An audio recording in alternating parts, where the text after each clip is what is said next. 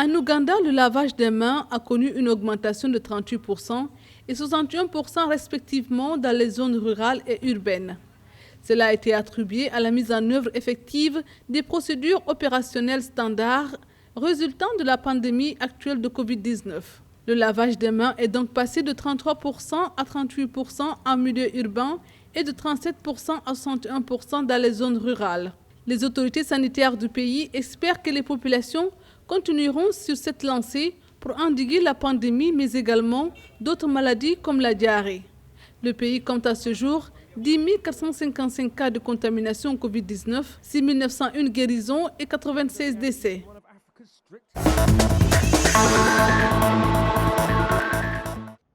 L'Angola a enregistré en 24 heures 240 nouveaux cas positifs de Covid-19, 7 décès et 10 guérisons.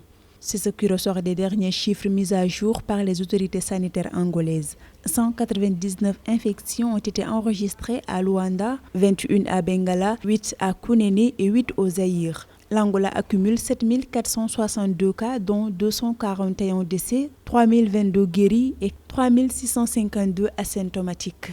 2 364 échantillons ont été traités pour un total de 131 151 enregistrés.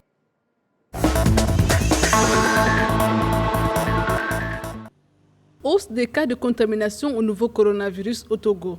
Au 17 octobre, on compte 2049 cas de contamination, 1517 guérisons et 51 décès.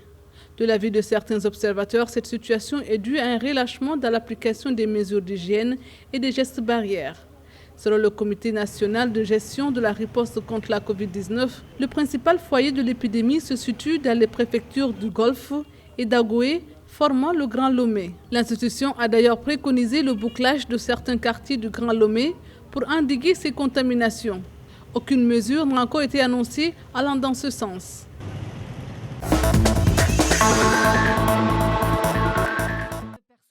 Samedi 17 octobre 2020, le Maroc a enregistré 3 763 nouvelles contaminations, 2 392 guérisons et 60 décès dus au coronavirus, soit le chiffre le plus élevé depuis l'apparition du premier cas de Covid-19 dans le pays, d'après les autorités. C'est la région de Casablanca qui arrive en tête des décès avec 30 personnes, dont 21 personnes à Casablanca, 4 à Setat, 3 à Mohamedia et 1 à Medjouna.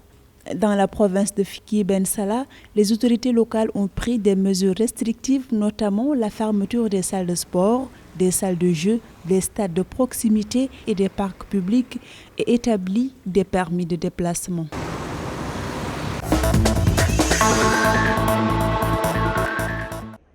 En Tunisie, le nombre de décès dus au coronavirus a dépassé les 600. C'est ce qu'a indiqué samedi 17 octobre la Direction générale de l'Observatoire national des maladies nouvelles et émergentes, atteignant ainsi une moyenne de 24 décès par jour. Le nombre de contaminations au sein du corps médical a dépassé les 2000 cas et le taux d'analyse positif au sein de ce corps reste supérieur à 30%. Les hôpitaux tunisiens ont accueilli à la date du 16 octobre un total de 901 patients, dont 151 nouvellement admis dans la période allant du 13 au 16 octobre 2020. Le nombre total des patients en réanimation est de 158, dont 77 soumis à la respiration artificielle.